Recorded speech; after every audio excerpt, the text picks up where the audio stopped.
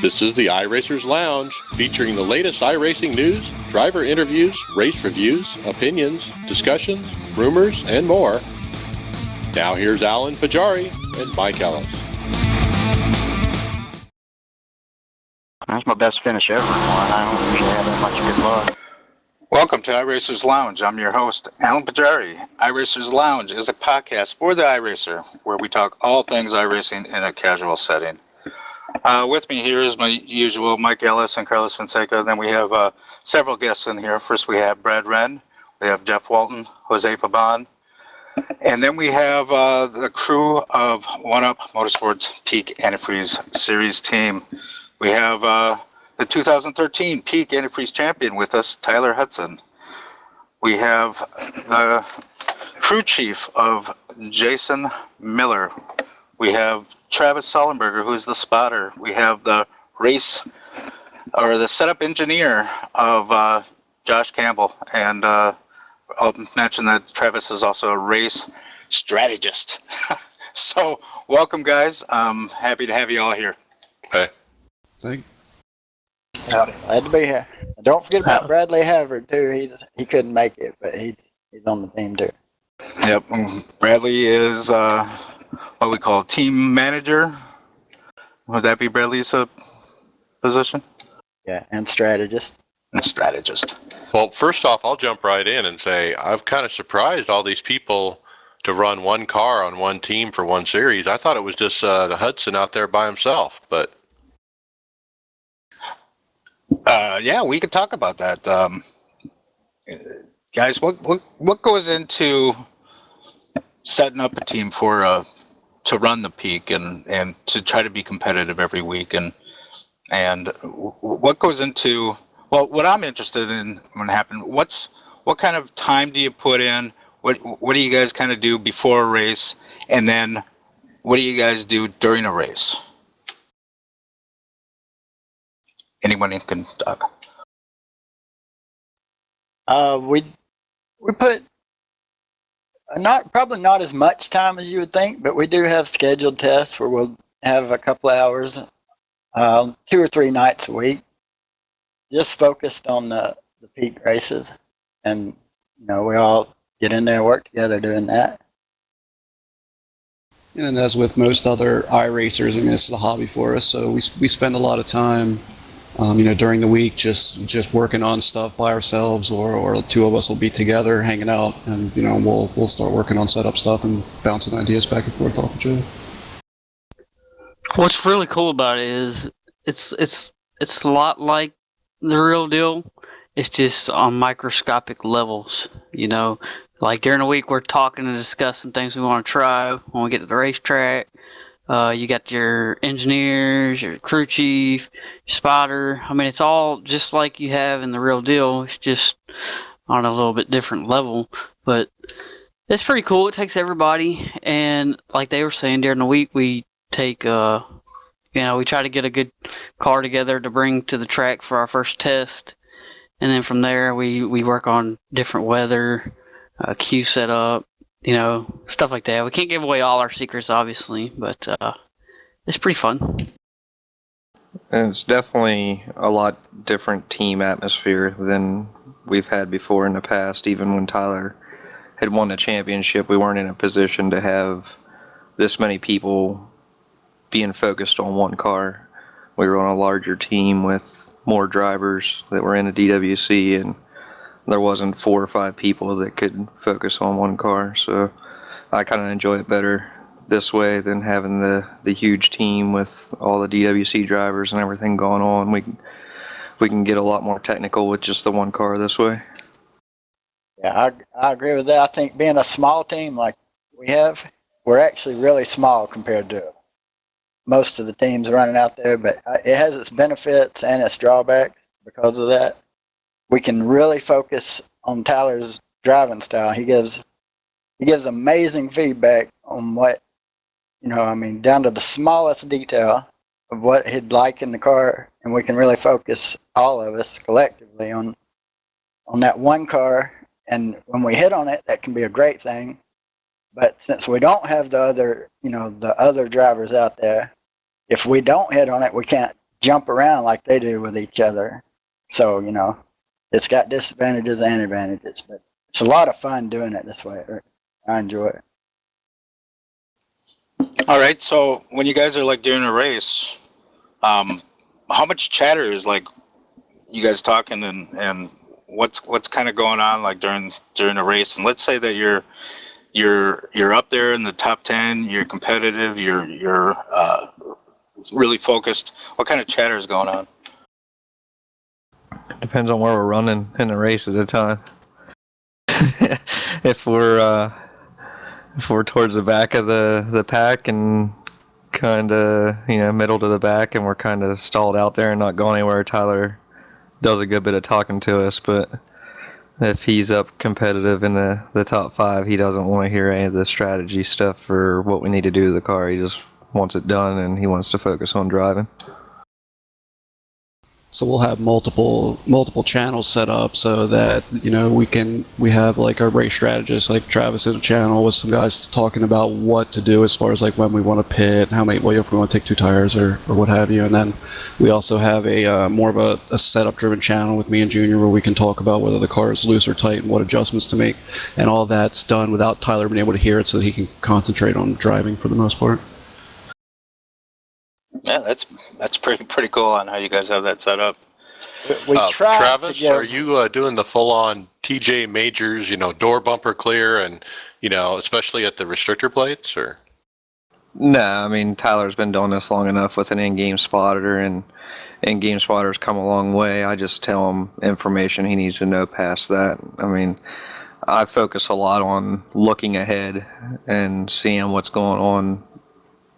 Maybe not even right in front of him because he can see that too. I'm always looking further up the pack if we're mid-pack or so. These cars at the speeds they're going don't slow down the greatest whenever someone calls out a wreck. So the sooner you know that information, the better. All right. Now Daytona is tomorrow night. That starts off the season. What are you guys looking for in tomorrow night's race? And Tyler, what are your goals for the season? What are you hoping to accomplish?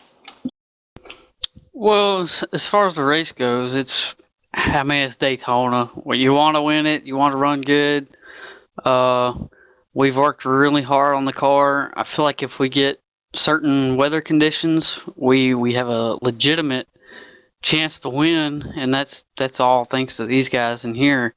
They've if it comes down to setup, we got the car.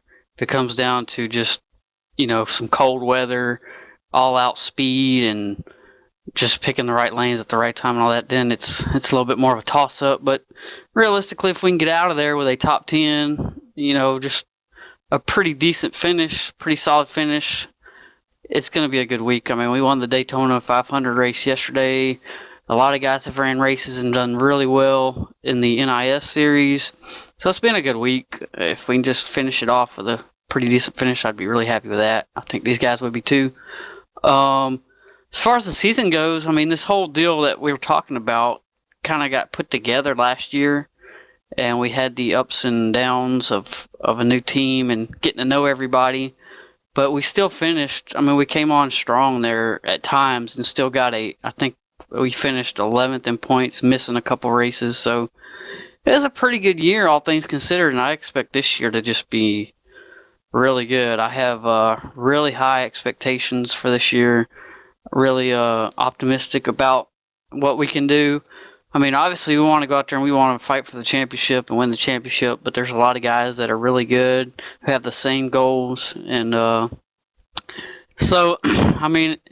we want to win the championship, but if we can finish, I'll put it this way, in the money spots in the points, it's going to be a really good year. But really, really and truly, racing with these guys and doing what we do every week is so fun that, it's going to be a fun year no matter what happens.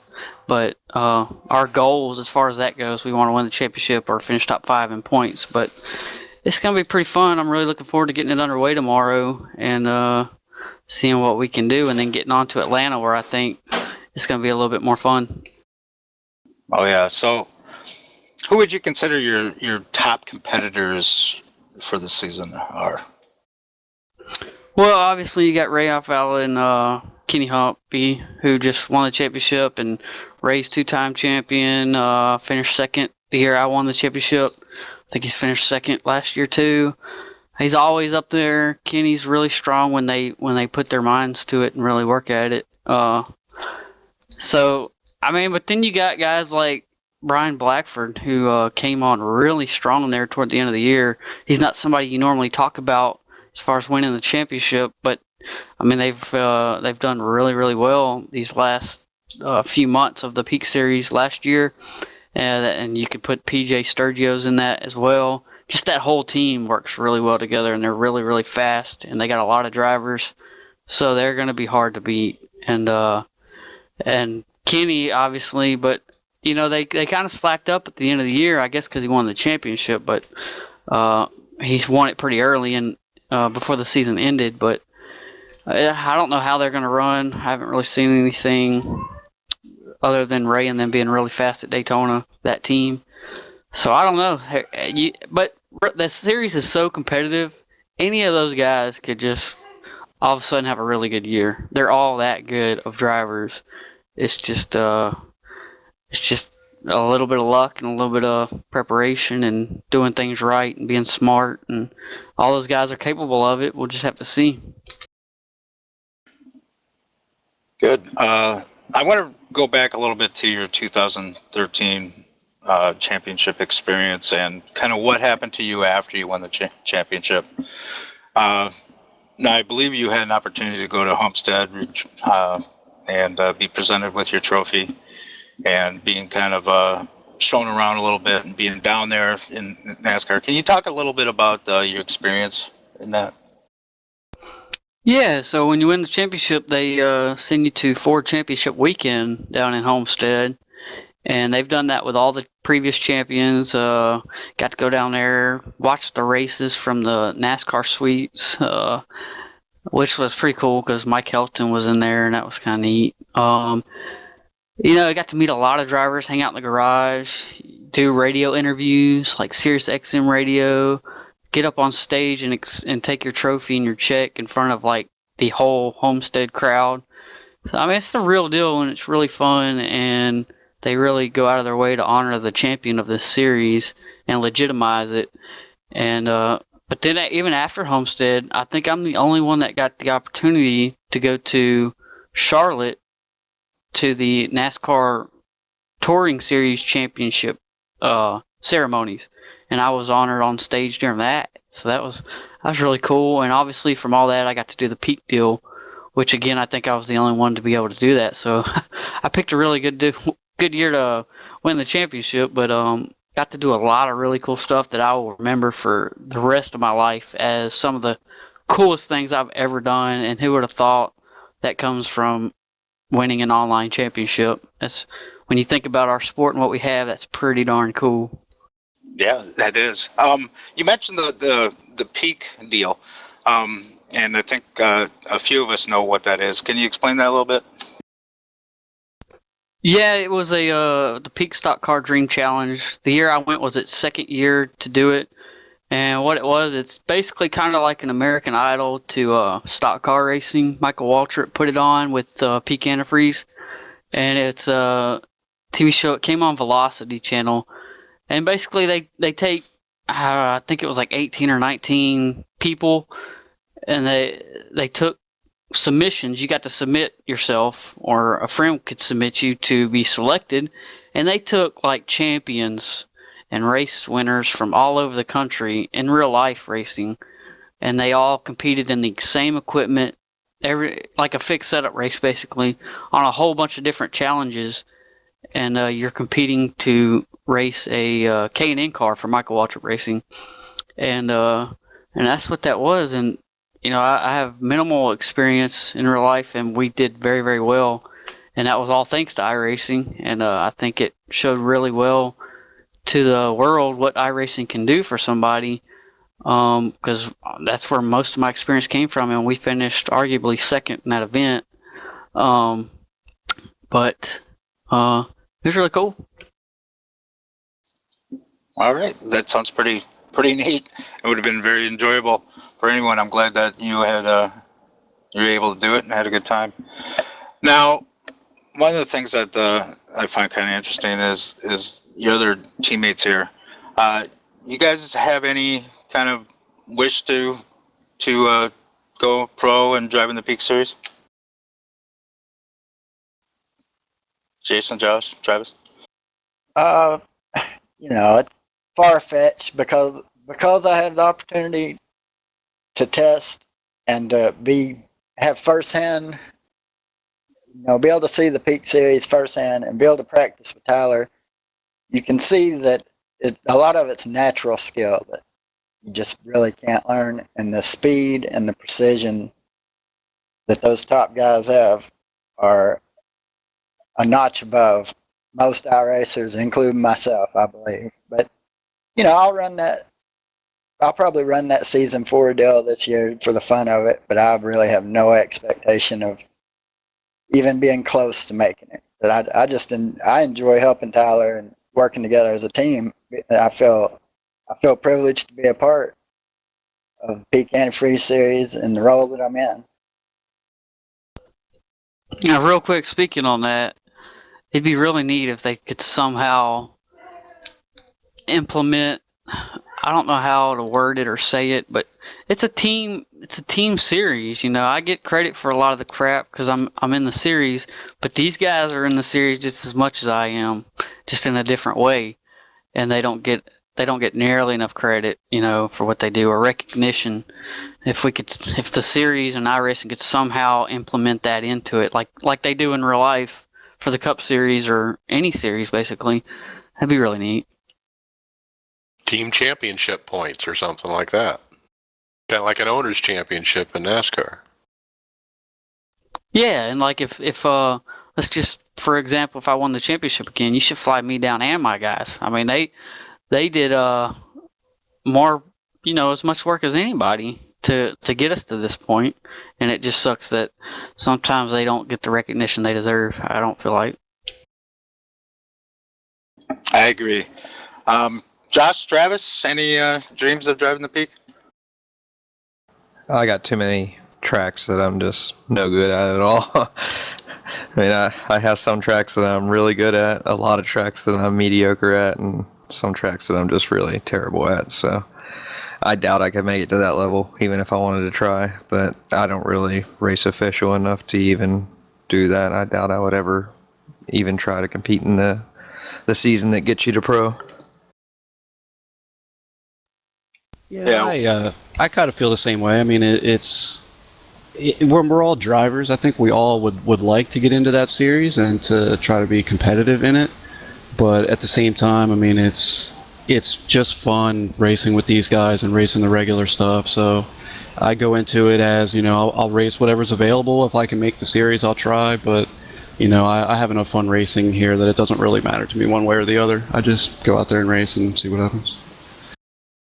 Yeah, one thing I do want to point out is that, Tyler, you're about an 8,000 high rating, is that correct? Yes, sir.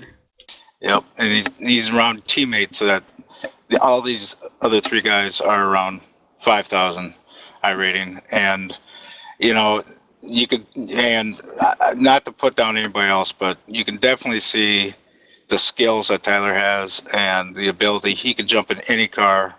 I've seen him in fixed setups, just beating people. He just has that amazing ability, and a lot of those guys that are racing Peak, just they're that good, and you can really see just even the difference between the skill levels there.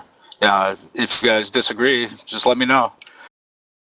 No, you're absolutely right. I mean, there's a lot you can learn. I mean, with anything, with practice and effort and putting the time in, you can learn a lot and make yourself fast. But there's a natural part to it that some people have. Well, that some people have that are just, they can do that same thing. Somebody with that natural ability like Tyler can put as much time in as somebody else can and be better than that other person because he has a natural ability that just he has. Yep. When we had Kenny Humpy on, and this was after he won 5 of the 5 races, and one of the things we talked about was his hardware. He just had the stock G25 pedals and a single monitor. And, one of the things we were conveying was you don't necessarily need all that fancy equipment to race well. I mean, here's Humpy winning all these races, and he just has the real kind of basic stuff. So, Tyler, what kind of equipment do you use? Well, that's pretty surprising that he runs on one monitor. I feel like that was probably one of the biggest upgrades I ever got, was going to 3 monitors. That's really surprising, but maybe he can use a bunch of that money and upgrade that. But yeah, well, I mean, right now I'm using a Thrustmaster T300, and I've been using G27 stock pedals, but I just today got some new pedals, some Club Sport Fanatec Elites, courtesy of Josh Campbell over there. He sent me some to try out, and I love them so far. But back when I won the championship, I was on a stock G27 and pedals. I'm on a computer desk, just a wooden desk and a computer chair. That hasn't changed at all. But I will tell you, if I ever do good again in the series to win money, I'm upgrading this junk. It's about time, huh?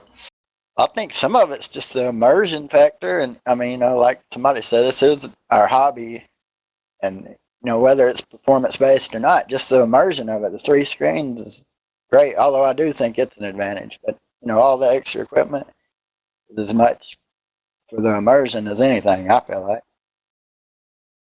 Yeah, I don't know. It's hard to say. A lot of the really, really fast guys, they're like just running whatever. I don't know if there's an advantage to it or not, other than just in your mind. I don't really know. I've never been on really good equipment as far as like a really good wheel, high dollar wheel and pedals, so I can't really comment on that, but I know a lot of people that do really well on your basic stuff. What for wheel and pedals and stuff were in that rig that you ran when you were in Charlotte? In the simulators they have, it's like ECCI wheel and pedals, but it's basically it's not yours. You're not in a comfortable setting, so it was hard to judge it. And then I actually got put on a 27 and G27 wheel and pedals for the quote unquote championship race they had, while everybody else was on the good equipment. I don't know. It was fun to drive, but I couldn't tell anything. I think, like I said, I was just in a different situation. Yeah, he didn't get to set everything up. Was it an ECCI force feedback wheel or just a regular fluid dampening? It was it did have force feedback. It felt really good. Like the steering input and everything was really, really smooth. But I don't know. That's the wheel I originally wanted, but I wasn't paying $4,000 or whatever it was. All right, and so the Peak Series starts tomorrow night, I believe, at 9 p.m. Eastern. Is that correct? Correct. And it's going to be on RaceSpot for people to watch it online. And should be a good series, and I wish you all the luck, and hopefully you bring another championship to One Up Motorsports. I was telling Alan, every time we have a special guest on the podcast, they seem to do very well. I'll take that. Let's do it. Yeah, that is true. That is true. They do end up doing well, so hopefully that luck will bring across here. So we do have a couple of winners in the NIS at Daytona 500 winners here, and so Tyler, let's talk about you. You won yesterday, and so why don't you talk about your race a little bit? Yeah, it was a pretty fun race. We had a lap 1 caution that took out majority of the field, but still there was a lot of fast cars left. And I'm trying to think. It was a really long race. I think we ended up with just a couple of yellows, so a majority of it went green, and it pretty much came down to Kevin King, myself, and Ryan Lowe. We just kept swapping back and forth. When the tires wore out, we could gap them pretty bad in the corners. But at Daytona, as you know, that's not necessarily a good thing because they'd get a huge run on me by the end of the straightaway and could pass me back. But it all worked out though in the end. And really, like I was saying, that's basically this team's win. They put a lot of work into that, making the car drive good. And we knew we were going to hurt ourselves a little bit on speed, but we wanted to make the car drive good just by what we knew from testing. And to have it pay off is pretty darn cool. And I assume that's top split, right? Yeah. Okay. But we have another winner with us, which is Jeff Walton. And I want to point out that's the bottom split. So we got bookends here. Yeah, we got bookends here. So Jeff, why don't you talk about your win? All right. We had a first turn caution. Went green for a little bit. I got shuffled back. Worked my way back up with a teammate on the bottom split, Lawrence. And unfortunately, he got taken out with about 100 or so to go. And we had about 3 green flag stops. And last 25 laps, me and I was in the lead, and Jose was behind me. I forget his last name. And he beat the ever-living door. The back bumper off the back of the car. And I tried not to let him get a run. And we just went to the start-finish line, beating and banging, and I won. And it doesn't even feel real. I mean, that's 3 hours of sitting there trying to do something all week, and it finally happened. Yeah, congrats, by the way. Yep. Congratulations. Yeah, congratulations. And so, and I know Mike, you had a wonderful week. I didn't get a win, but I'll talk real quick about my week. I ran 5 races, 5 top 10s. Third place was the highest finish. I had great car numbers. I mean, I need to go to Vegas and bet some money. I had 29, 27, 31, 24, and 5 as my car numbers. So got some great points.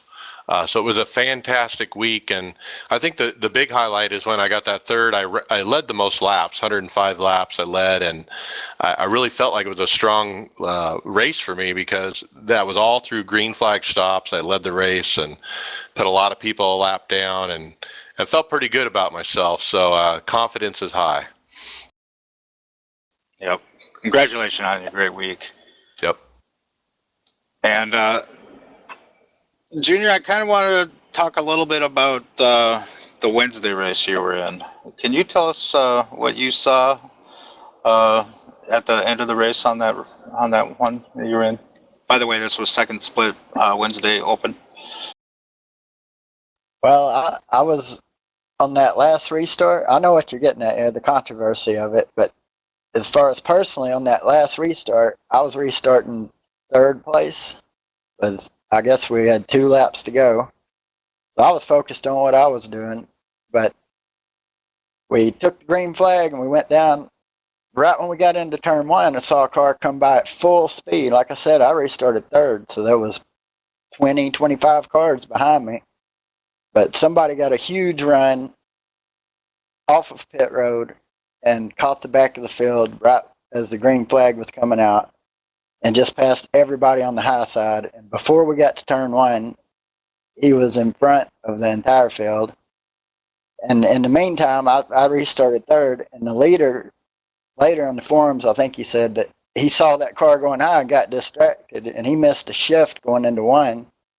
So I got into the back of the leader. The guy behind me got in the back of me and spun me out. I slammed the wall. The caution came out, so that guy that cleared the field won the race. I guess that's what you're referencing. Yeah, actually, my mistake. That was top split on Wednesday. And so... No, I think it was second. It was second. Was it second? Jason forgot to point out that he not only got spun out, but he got spun into the outside wall, and I think 90% of the field probably went underneath him as he was in the air. Yeah. It was a big wreck. That was just, even though that was my best finish of the week in the open and fixed, I ended up 11th. But restarting third with 2 to go, thought I had a shot at the win, or definitely top 5, and then it just all fell apart. I hope somebody protested that guy. I'm pretty sure they did. I'm not sure what the outcome was. I heard rumors that the guy was punished in some way, but I mean, I don't know. People felt different about it because he timed it where he didn't get a black flag for passing too early. So I guess technically he didn't break the rules, but ethically did he, and did he break the sporting code? I'm not exactly sure how it turned out. Well, they did end up. He ended up posting all of his results from the protests on the forums in a thread. Actually, iRacing did find him guilty of whatever they protested him for. I guess they wrote something about the spirit of competition. So they did punish him, and he appealed it 3 times. He did all the appeals processes or at least twice, I think, that iRacing allows, and they upheld it on every level. So. Well, that's good to hear. I'm glad that outcome ended like that, because that's just ridiculous. That wasn't even the worst thing that had happened in our split. I mean, that probably wouldn't even have had a chance to take place had it not been for a guy 2 different times. He had either lost the draft or spun out and lost the draft and just sat on the track waiting for the yellow instead of getting going like a normal person would do and deal with whatever mistake they had made. Yeah, that's pretty disappointing too. So, but one of the things I was thinking about how dangerous that is. I mean, even for the guy that was taking that running start and run on the outside there.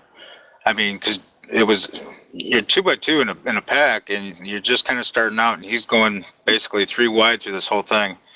If anyone wouldn't have been down a little bit or watching out for him, there would have been a huge wreck right there. We keep saying that guy. Can I just say his name? Yeah, go ahead. I don't care. It was Dalton Baldwin. Anyone surprised?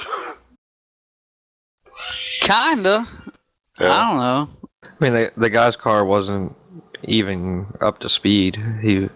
I got wrecked with around 60 laps to go, and my car was on like 7 cylinders, and I think that guy's car was worse than mine, and he won the race.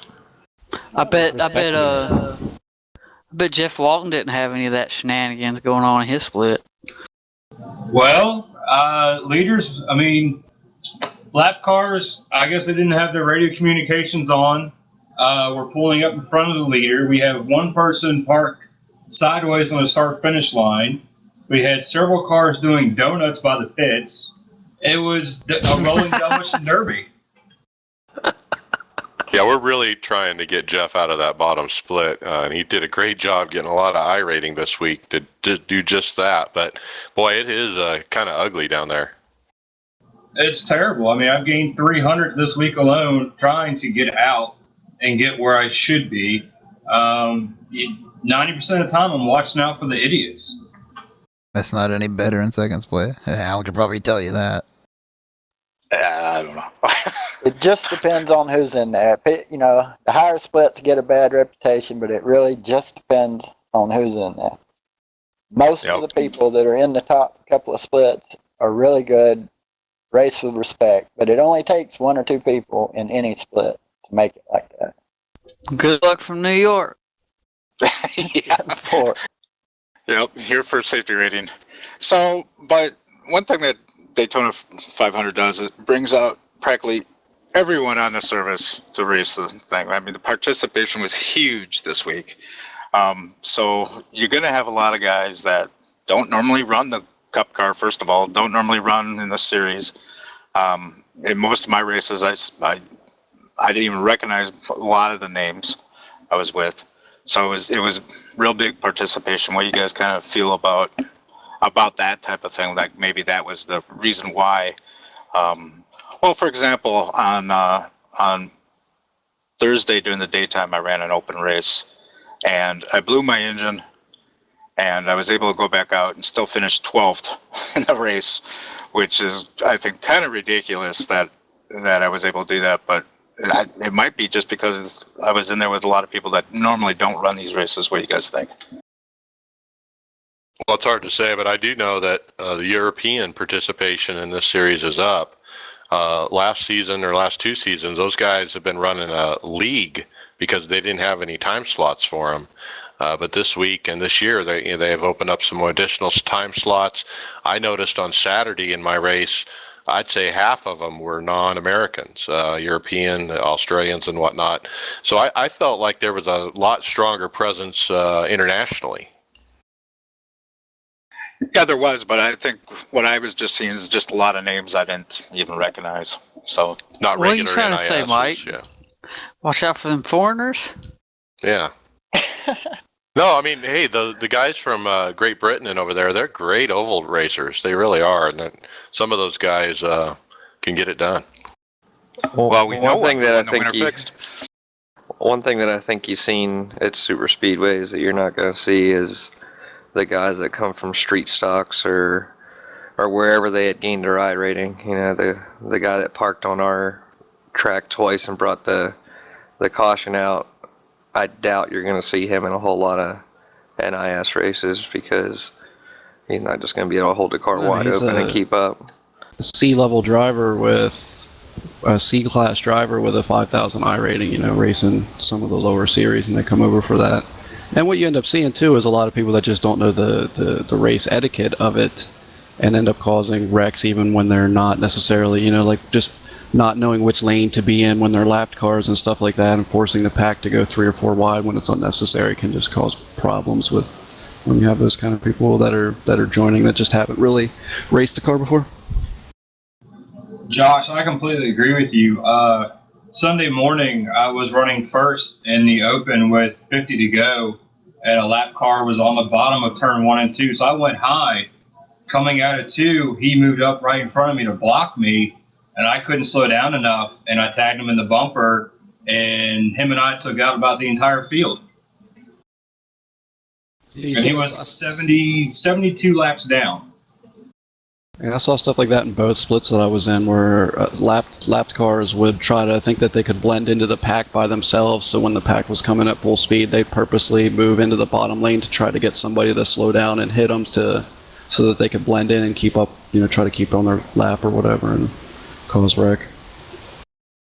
I know we're being pretty hard on the event and everything, but there were a lot of really good races out there too. I don't want, you know, turn anybody off. I mean, that, like the race we ran, we had that big wreck Sunday morning, but other than that, it was a really good race. And I ran some A Opens that were really, really good. It just luck of the draw, I guess. But they weren't all bad, you know. Some of them were absolutely great. Like the one that T. Hudson won was we had that big wreck at the beginning, but it had 120 laps, or 180 laps, 180 laps of green flag racing after that, and it was a fantastic race. So yeah, Tyler's right. There was some really good racing going on in the 500 this week too. Oh yeah. And Brad, how'd you do this week? Second in the open on Wednesday, got wrecked out and fixed on Thursday, and then bounced back for a third and fixed on Saturday. So both races I finished it was really good racing. Had a caution come out in the open race and was about 18 inches short from getting the win, just based on where the flag flew. Yeah, very good. And I also want to mention that the Fosse driver Brad Miller won, and that was Wednesday, wasn't it, Mike? I forget which day he won, but yeah, he did a win and had a great result as well. Yep, I worked with Brad in a couple of my races. One time we just made a bad pit call and didn't take tires near the end, and that was a big mistake because that really slowed us down. So Brad won. I like Brad Miller. He's a real good driver. I'm glad he won. Are y'all related? You never know.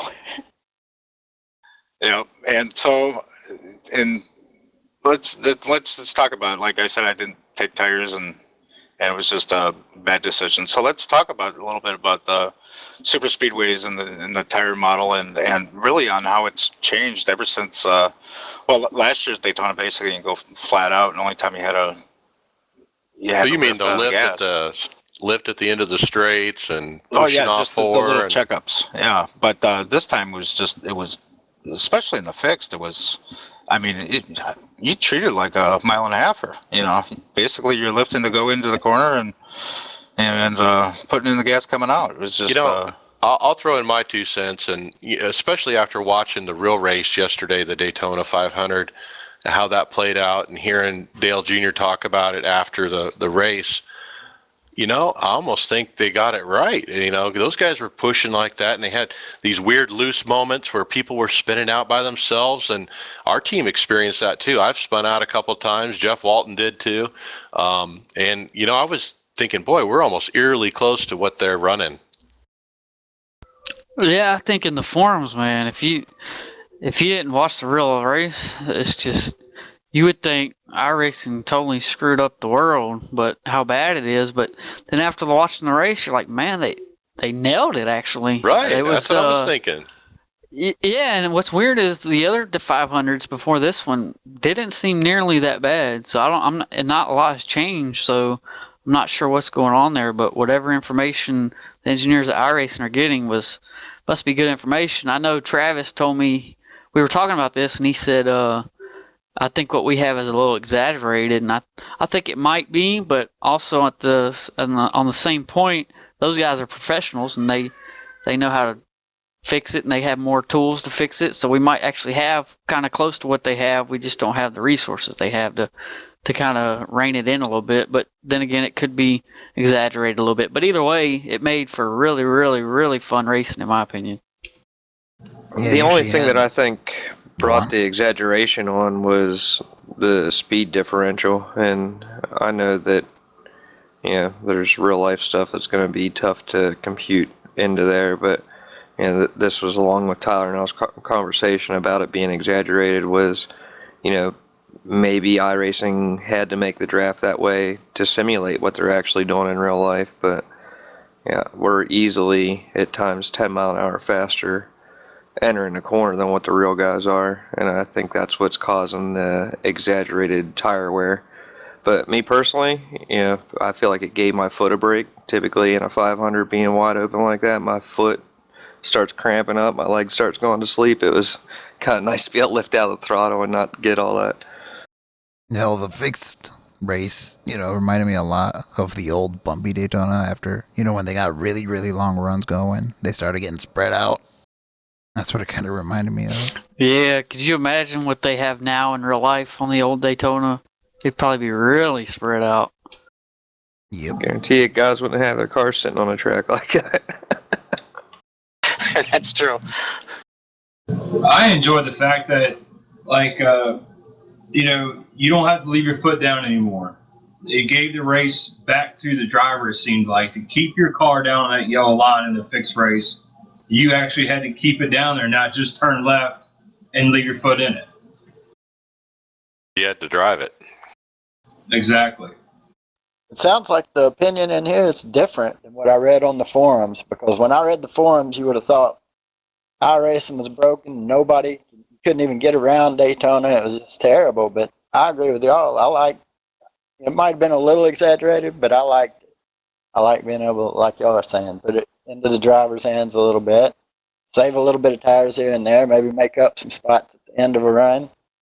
I like all that. It just adds to the racing to me.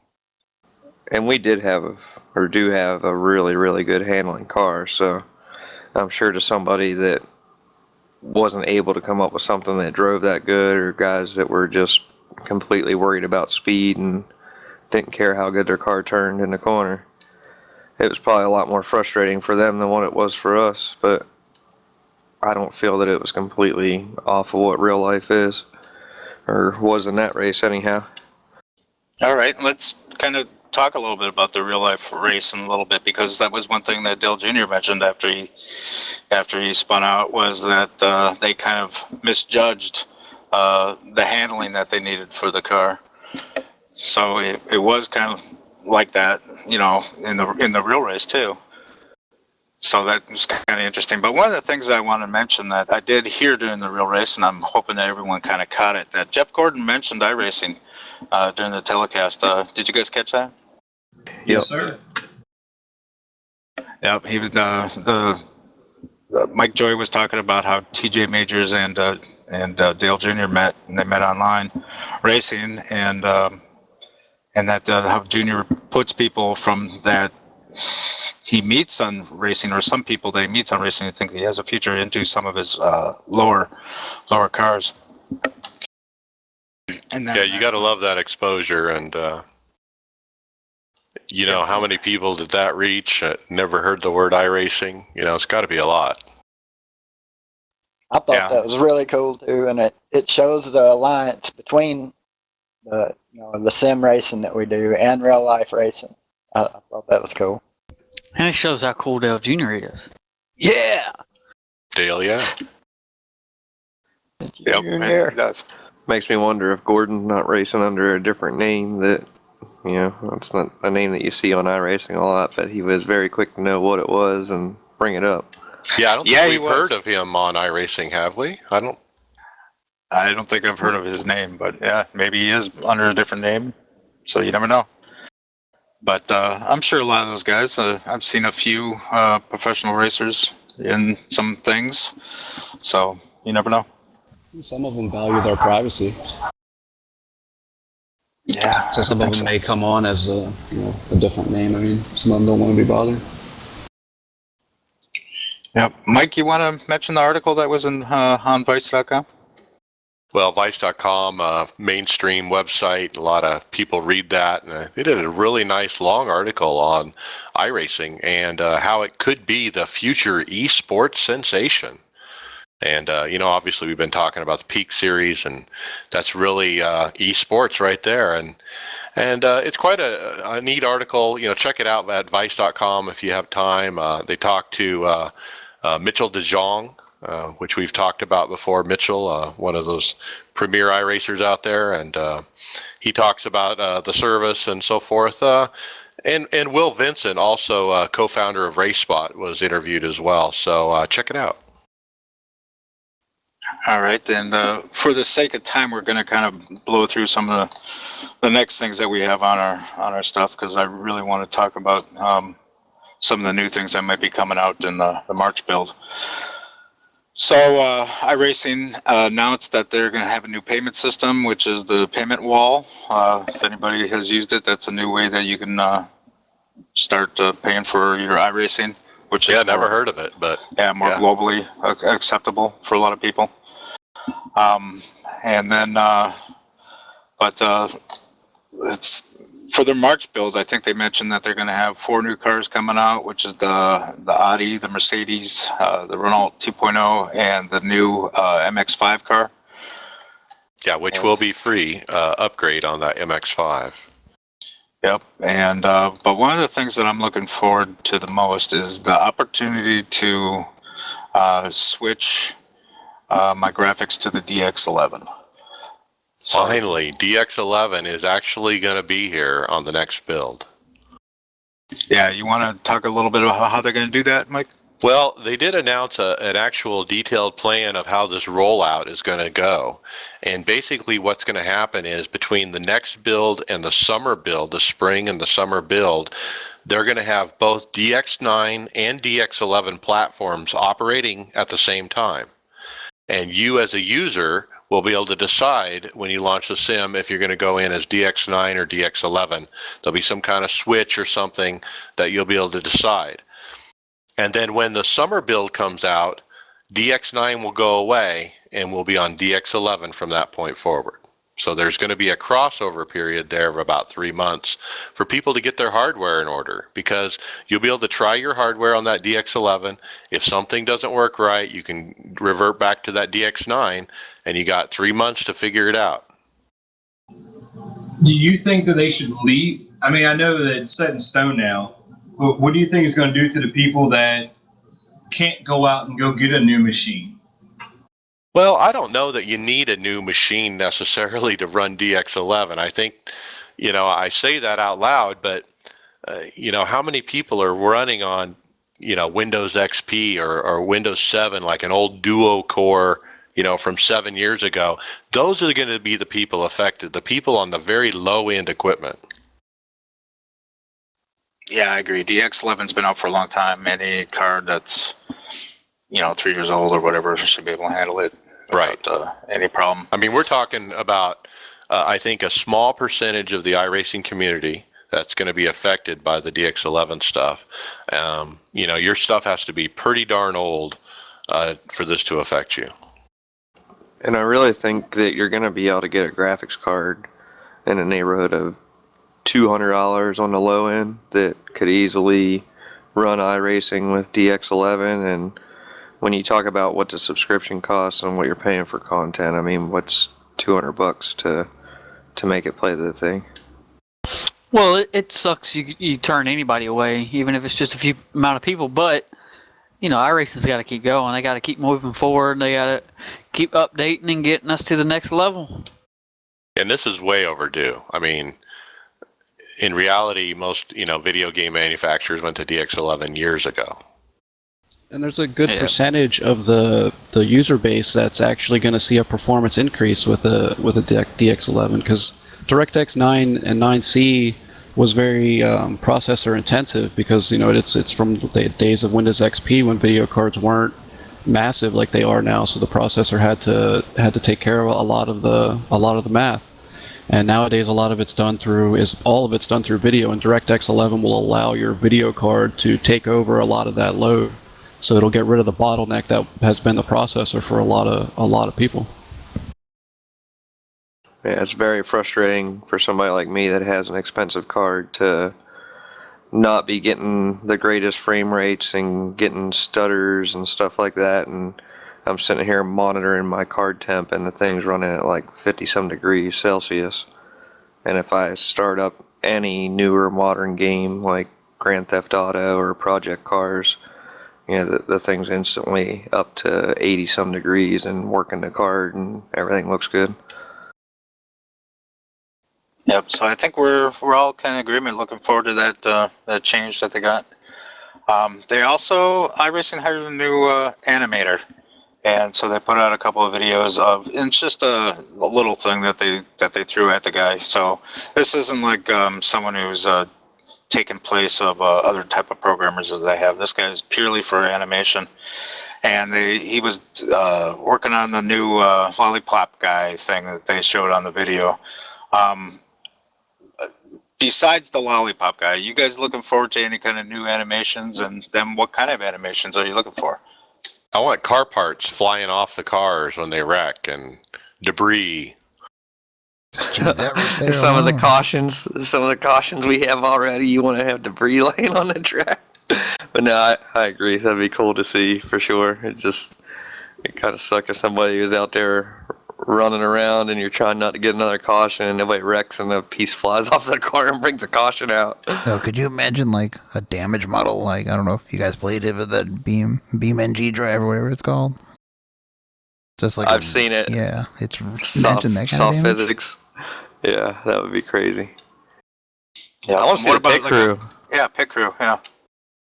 Yeah, everybody's been wanting that. There's never really been anything released where you actually see people coming out and servicing your car. And when you want the realism part of it, I mean, that's definitely a part of it, is not just feeling your car come down off the jack and it's time to go. I mean, you want to see all the guys clearing your pit box and know that you're ready to get out of there. What's interesting about this is it almost seems like they hired this guy just to work on that, just to work on the pit crew, and he's starting out with the lollipop guy, but it's obvious that he's going to do the pit crew animation as well. So they're working on it. It's awesome. I like to see the pit wall sign where it goes up and down when you're coming down pit road. Since we no longer have a warm up, we can't ride through pit road to see where our pit stall is anymore. I think that'd be kind of cool. Yep. Yeah. Actually, I want to paint my pit board. Put it in Custom a different pit board. shape. Yeah. Put a smiley face on it, like her. You gotcha, or something like that. Yeah. Or a big gut. So that was a pretty neat video. So check that out about the new animator they got. The other video they put out was a revamped getting started video, and it's good for like the new iRacer out there. And it was kind of interesting to watch that, being a veteran. But they updated that too. Yep. And so let's jump down to the little post about cameras are your friend deal, and I do know that a lot of us use cameras. So why don't you talk a little bit about this, Mike? Well, one of the guys from iRacing, threw out a tidbit there. I just wanted to bring up that, when you're working on setups, get that camera inside your car and look at the suspension. You can physically look at it. Look at if the car is dragging the ground. And he was saying that it's actually quite accurate, an exact representation of what the physics is doing. Keep in mind, this only works on your own car. If you look at remote cars, those are only estimates, but sometimes they're good estimates. So I guess, Jason Miller, do you guys use the cameras in that way when you do setup stuff? Well, we use like the rear chase, and then adjust the camera where it comes down, where you can see the front splitter, whether or not it's hitting the track. But like you said, only on your own car. But I haven't ever tried it inside the car. That's kind of interesting. I wonder if he means like you can actually see the springs and stuff bottoming out and stuff like that, or if he just means the car hitting the track. He says, here's the quote, "We move the suspension directly from the physics, so while we skin it all with fancy graphics, the actual location of the spindle in relation to your car body or the ground is an exact representation of what the physics is doing." That's interesting. Yeah, nice little tidbit if you're into setups. So it says, so be sure to poke a camera right into the wheel well so you can really watch what's happening. Yeah, I mean, if they're saying the spindle in the car body is accurate, the spring's got to be the moving part there, so you would think that the spring would have to be accurate. He didn't go that far to say that, but yeah, I think you could insinuate that. Yeah, it would be interesting to see when the spring compresses and when it's all the way fully compressed and stuff. So that would be I'll interesting. be checking it out, that's for sure. Sounds like a lot more work. Never mind. Thanks for bringing that up. We'll have to maybe get in a B car and do something with coil bind in a car and get in there and look at it and see if it's actually compressed the whole time.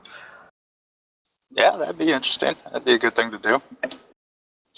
All right, let's kind of get this thing wrapped up here pretty soon. I want to mention in the video showcase that we have a YouTube channel of Aaron Thacker, who does majority GT1 races. I've been watching Aaron's videos there for a while. He's kind of fun to watch. Does pretty well in those races, and he's pretty fun. And that's at the Smog3K, I believe is his username is.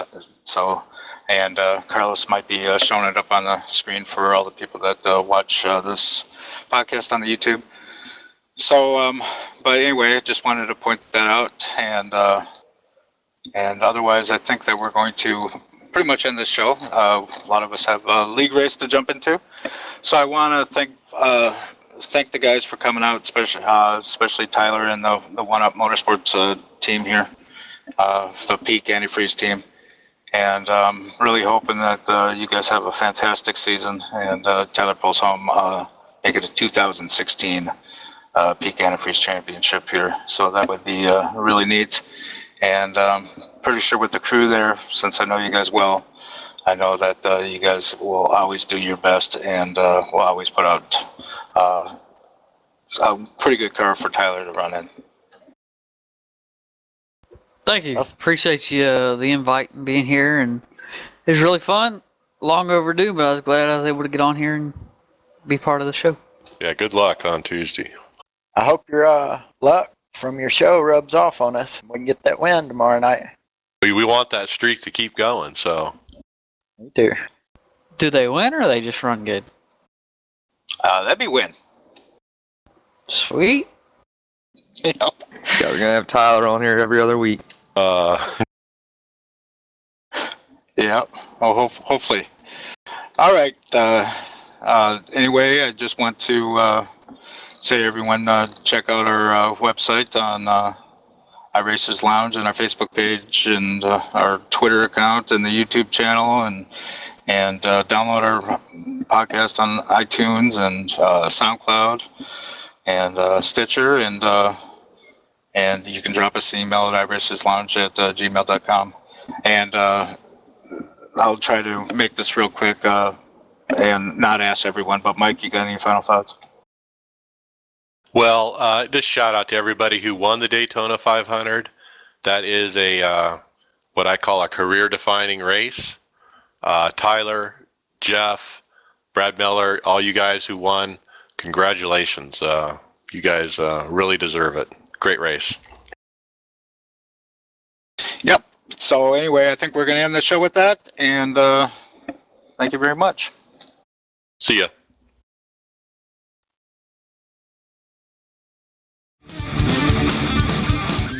Thanks for listening to the iRacers Lounge podcast. Make sure to go subscribe to us on YouTube, follow on Twitter and Facebook, and SoundCloud. See you on the track.